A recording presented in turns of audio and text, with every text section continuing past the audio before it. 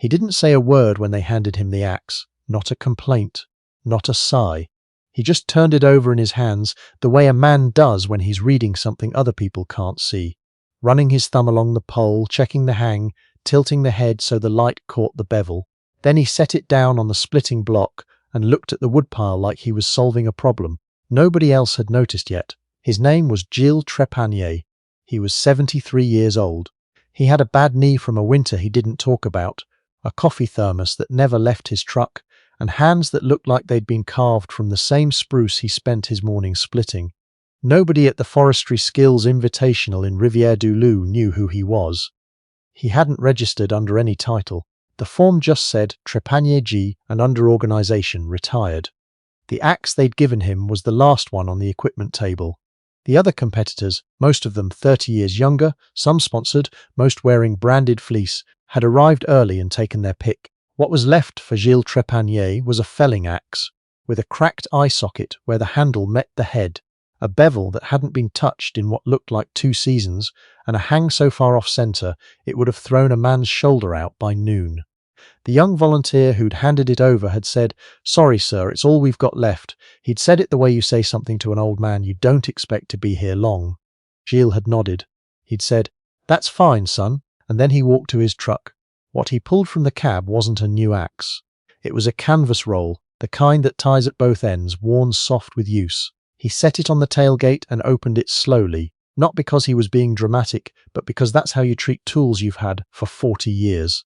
Inside, a mill bastard file, a leather strop cut from a belt, a wooden wedge mallet, a small bottle of linseed oil, and a draw knife he'd made himself from a piece of 01 steel sometime in the late 1980s. He went to work. The first thing he did was knock the handle out. He didn't force it. He tapped the pole 3 times precisely with the mallet and the handle dropped free. He set the head on the tailgate and looked down the eye. Actually looked through it the way a gunsmith looks down a bore, checking the line, the oval, the taper. Then he reached into the bed of the truck and came back with a piece of hickory he'd brought from home. Already roughed to shape, he'd known when he registered that the equipment might be rough. He'd been to these things before. The handle fit in 12 minutes. He drove 2 wedges, 1 wood, 1 steel, and peened the steel 1 cold so it would never walk back up. He set on the block and sighted the hang, tipping the head toward him and closing 1 eye. Made 1 adjustment, then he picked up the file. A few of the younger competitors had drifted over by then. Not openly watching, they were pretending to stretch or checking their phones or talking to each other, but they were watching. "What's he doing?" one of them said. His name was Beckett. 28 years old, from a logging family outside of Moncton, good with an axe. Used to being good with an axe. "Filing the bevel," said the man next to him. His name was Armand Robichaud, 45, the kind of man who had been a good axeman. For so long he'd stopped noticing what a good axeman noticed. He watched Gilles work the file across the cheek in long, even strokes. "Every stroke the same angle," Armand said, mostly to himself. Beckett looked at his own axe, sharp, factory ground, fine. He looked back at Gilles. Why'd he bring his own handle? Armand didn't answer right away. "Because he knew," he said finally. The Forestry Skills Invitational wasn't a famous event. It ran 3 days every October in the lower St. Lawrence Valley, and it drew the kind of people who still understood the difference between knowing how to cut a tree and knowing how to read a tree. There were precision felling events, limbing, bucking for time, a hand-splitting competition that had been running since 1987. The prizes were modest. The people who came weren't there for the prizes, except some of the newer ones where that had been changing. This year there were a few from Ontario with composite-handled axes that cost $400 and came in branded cases. There was a man from Calgary who'd done a YouTube series on traditional skills and had 11,000 subscribers and kept mentioning it. There was Beckett, who was genuinely good but who had the competitive eyes of someone who needed to be seen being good. And there was Gilles Trépanier, who nobody had heard of, sitting on the tailgate of a 2003 F250 that had rust along the rocker panels, filing an axe they'd nearly thrown in the scrap pile. He finished the bevel and moved to the strop. Long, pulling strokes. He tested the edge the old way, not his thumbnail, something subtler, a drag of the pad of his thumb across the flat of the bevel that told him something the thumbnail trick wouldn't. He nodded once, very slightly, the way a man nods when he gets news he expected. He re-oiled the handle where it had dried out from sitting. He tightened the lacing on his boot. He poured the last of his coffee and drank it standing up, looking at the tree line, and when the first event was called, he picked up the axe and walked over like a man who'd simply been waiting for the day to start. The precision felling was first. You marked a target stake, a wooden post in the ground, 30 centimeters from the base of the tree. The objective was to drop the felled tree within 15 centimeters of the stake. No chainsaw, hand tools only. Each competitor got one tree. There were 12 competitors. The trees were mid-sized white birch, 12 to 16 centimeters diameter at breast height, all roughly the same. The selection had been made to be fair. The man from Calgary went fourth. He was technically clean, good face cut, controlled back cut, textbook entry angles, and he dropped his tree within 12 centimeters of the stake. He stepped back and crossed his arms and looked at the crowd in a particular way. Beckett went seventh. He dropped his within 9 centimeters. He was fast and efficient, and he clearly knew what he was doing. He didn't look at the crowd. He looked at his axe, then at the tree, then at where it had fallen. He seemed satisfied. Gilles went 10th. He walked to his tree and stood beside it for a long time without touching it. Long enough that a few people shifted. He was looking up, at the crown, at the lean, at the way the branches weighted the canopy. He was looking at the ground, at the slope, the root buttressing, the way the duff lay against the north side of the base. He crouched down and looked at the bark. He stood up and looked at the sky through the canopy. One of the Ontario men muttered something to his companion. The companion laughed quietly. Gilles took off his jacket and hung it on a nearby branch. He rolled his left sleeve up to the elbow, only his left, which struck people as odd. He picked up the axe and made 2 cuts in the air next to the tree, not touching it, just rehearsing the arc. Then he set his feet and he began. The face cut went in at the right angle the first stroke, not finding it, at it, like he already knew where it was. The chips flew clean. You could hear the difference in the sound, a sharp, high crack on each blow rather than the thudding chop of someone fighting the wood. He worked in a rhythm that wasn't fast exactly, but was completely uninterrupted. No adjustment strokes, no repositioning. Every blow placed where the previous one had told him the next one needed to go. The face court opened. He stepped to the back, 1 back cut, 2, 3. The birch swayed, gave, came down in almost exactly the direction he'd been looking when he stood there doing nothing for 45 seconds. The tip of the crown landed 8 centimeters from the stake. There was a moment of silence. Not the performed silence of a crowd being respectful. The actual involuntary silence of people recalibrating something. Then Armand Robichaud said, out loud, to no one in particular, he read the crown pull. He'd done what Beckett had not done, what the Calgary man had not done. He'd looked up at the canopy, calculated where the mass was, and let the tree fall toward its own weight instead of fighting it to a predetermined line. The stake placement had been close enough to the natural fall line that it didn't matter. He'd seen it standing there doing nothing. How long was he looking at that tree? Someone asked. 43 seconds, said Armand. He'd counted. By the end of the first day, people had started asking about Gilles, not openly, not to his face. In the way people ask about someone they're not sure how to approach. In small groups, just out of earshot, with the careful casualness of people who don't want to seem impressed. What they found out wasn't much. He'd come from the Gaspésie region. He was retired. Before that, he'd been a forester. Some said a timber cruiser. Some said a faller. One older man who seemed to know more than he was saying mentioned something about the Canadian Rangers and then changed the subject. Nobody had a complete picture. Gilles himself gave nothing away. He ate his lunch at his tailgate. He was polite to anyone who spoke to him. He asked questions easily about other people's techniques, their regions, their trees, and deflected questions about himself, with a kind of pleasant patience that left you somehow feeling that the conversation had been satisfying even though you'd learned nothing. The volunteer who'd handed him the broken axe came over mid-afternoon with a look on his face that mixed respect with embarrassment. He started to say something about the equipment situation. Gilles waved it off. I've worked with worse, he said. Then, after a pause, I've worked with much worse. He said it without weight. Just a fact, the way you state a fact. But the volunteer went away with the feeling he'd brushed against something significant without being able to say what. The hand-splitting competition ran on the second day. The setup, a cord of mixed hardwood, yellow birch, rock maple, some white ash, all unsplit, all roughly 30 centimeters in length. Each competitor had 40 minutes. The objective was volume split, but there was a quality check.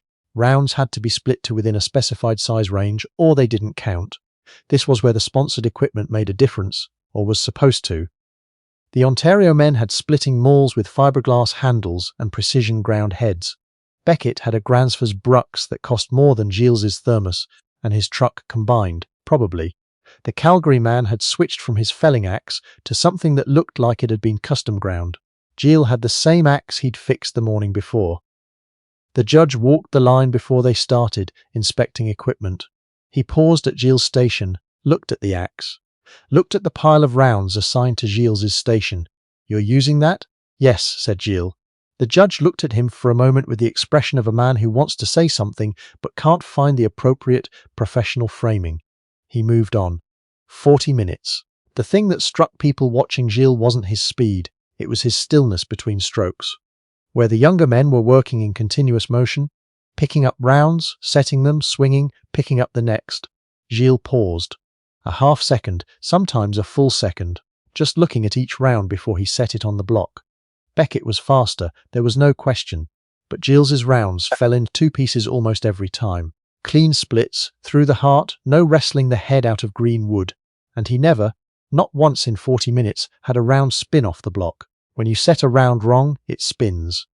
When you read the grain right and place it right and hit the right line, it falls open like it was waiting for you. Gilles was reading grain in a half-second look that other men couldn't do with a minute. At the 25-minute mark, Armand was watching from behind the rope and he turned to the man beside him. "He's not splitting wood," Armand said. "He's reading wood." At the 30-minute mark, the man from Calgary's fiberglass handle cracked near the head. He had a backup axe, but he'd lost 4 minutes dealing with it and came apart slightly for the rest of the event. Gilles didn't notice. He was watching a knot. He'd stopped at one particular round, a big piece of maple with an obvious crown knot on one face. He turned it, looked at both faces, turned it again, set it on a particular axis, not the obvious one, split it through a line just left of center that no one watching could identify the logic of until the wood fell open clean, without the head grabbing, without the maple fighting back the way maple with a knot always fights back if you hit it wrong. One stroke. Beckett, who'd been watching while his hands kept working, said nothing for a long time. Then, how did he know where to hit that? The man beside him, who'd been doing this for 20 years, said he asked the tree. Beckett looked at him. "I know how that sounds," the man said. The final count came in after the judges measured and checked the splits. Beckett had split the most by volume. He won the event on numbers, Gilles was second, but he'd had 0 rejected splits. Beckett had 9. And the quality-adjusted score, which the event had used for 20 years, because volume without quality wasn't what the old men who'd founded the competition had cared about, put them within 11 points of each other, with Gilles's consistency moving him close enough that people would talk about it. Beckett found him at his truck afterward. He stood there for a moment with the particular discomfort of a young man who was about to say something honest. He'd been good at this all his life, good enough that he'd gotten used to the feeling. Today had unsettled something. "Can I ask you something?" Beckett said. Gilles was wiping down his axe head with an oiled rag, the slow circular motion of a man with somewhere else to be only after this is done. "Sure. How long have you been doing this?" Gilles thought about it, not as a performance, but genuinely. "I started splitting wood when I was 9, he said. "So, 64 years. Beckett was quiet. "But I don't think that's what you're really asking," Gilles said without looking up. Beckett thought about what he was really asking. He wasn't sure he could put it exactly. "Why don't you rush?" he said finally.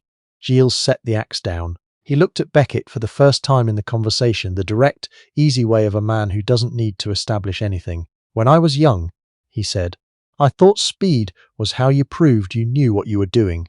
He paused. "Then I worked with men who were very slow and very good. And I understood that the time I spent swinging, I wasn't learning anything.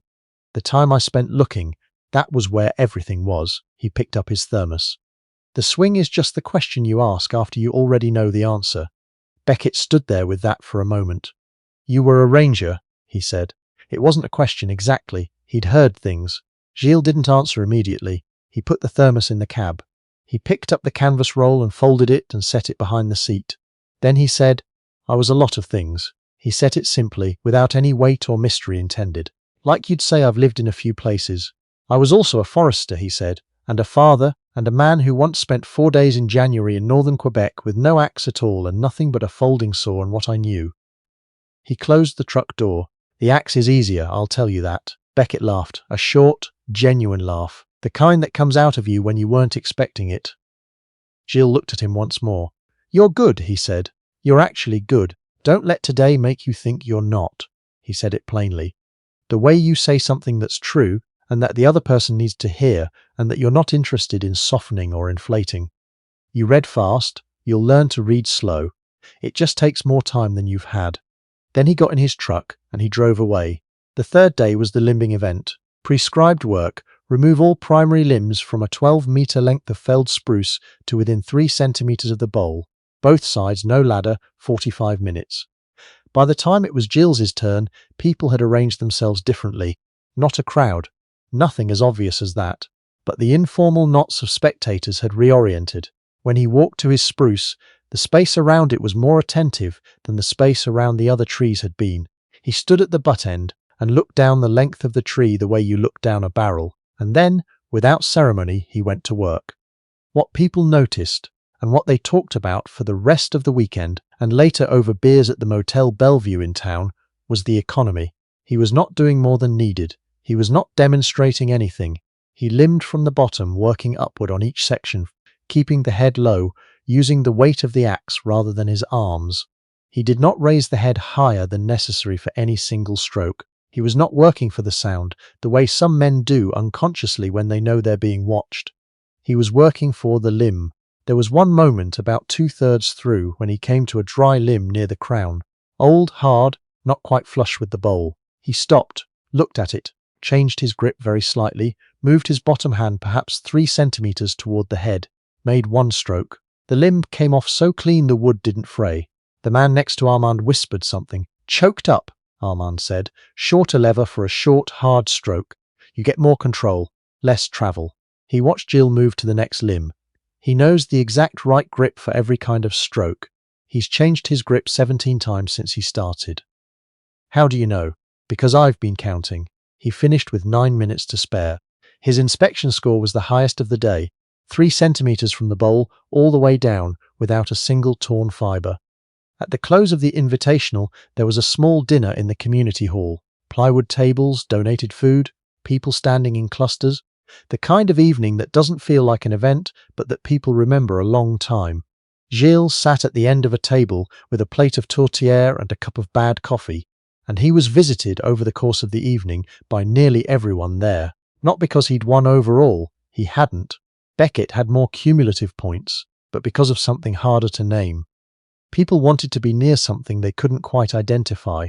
The older man who'd mentioned the Rangers found a seat beside him, and they talked for a long time in low voices. Nobody heard what they said.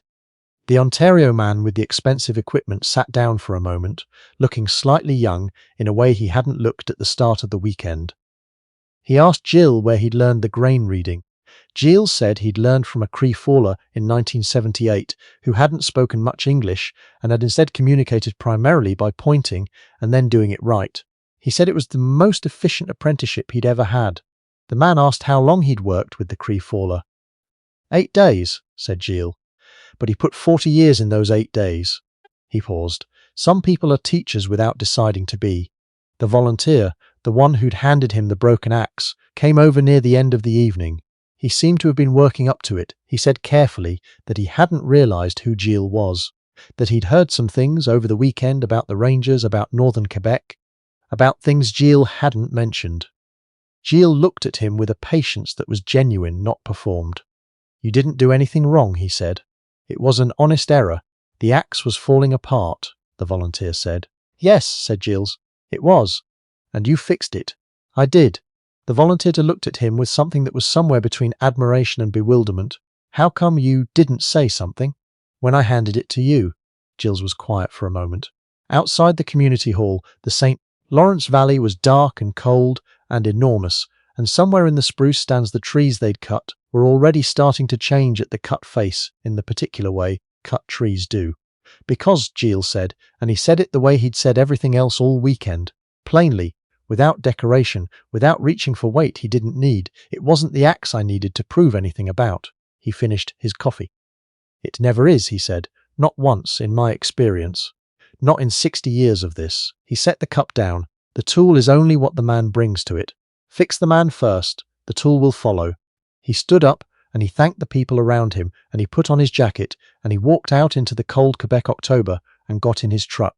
The tail lights moved down the road toward the highway. Then they turned, and then they were gone. Nobody talked about his score at dinner. They talked about the axe. They talked about the 43 seconds he'd stood, looking at the birch tree. They talked about the maple knot and what he'd said to Beckett, and whether any of them had really been looking at wood their whole lives the way they'd thought they were. Armand Robichaud drove home with his window down despite the cold, and he thought about his father, who'd been a faller in the Laurentians and who'd died with hands like Gilles's hands, and who'd never explained anything, who'd just pointed and then done it right and expected you to see. He had seen it back then. He'd been sure of it, he wasn't so sure now.